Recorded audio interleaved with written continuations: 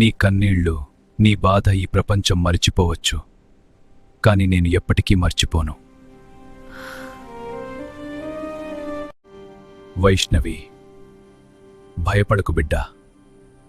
నీ జీవితం ఇంత త్వరగా ఆగిపోవడం నాకు బాధగానే ఉంది. నా ఆశ్రయంలో నీవు సురక్షితంగా ఉన్నావు.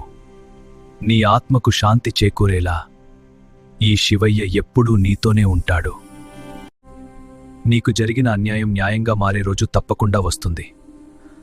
ఇప్పుడు శాంతిగా విశ్రాంతి తీసుకో. ఓం నమః శివాయ.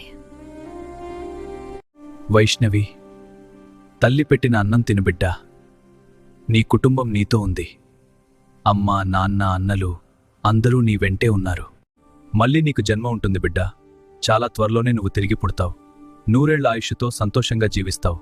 అదే నీ కుటుంబంలోనే మళ్ళీ పుడతావు. అవును ప్రభూ. నీ అన్నలు, నీ అమ్మ, నీ నాన్న అందరినీ నేను కాపాడుతాను. నీ కుటుంబం నా రక్షణలో ఉంది. నీ కన్నీళ్లు ఇక రావుంది. అమ్మా, నువ్వు పెట్టిన ఒక్క ముద్ద అన్నం వెనక ఎంత ప్రేమ ఉందో ఇప్పుడే నాకు అర్థమవుతోంది. ఒక్కసారి మీ దగ్గరకు వచ్చి అమ్మ అని పిలవాలనుంది. నాన్న చేతిని పట్టుకుని చిన్నపిల్లలా ఏడవాలనుంది.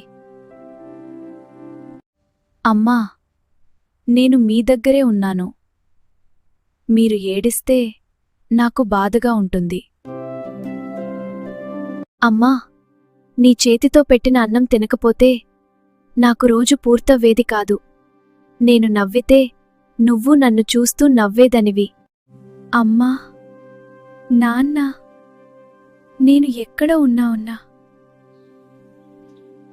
మీ కూతురుగానే ఉంటాను మాను. నాన్నా, మీరు నా మీద పెట్టుకున్న నమ్మకం నేనే పగలగొట్టాను.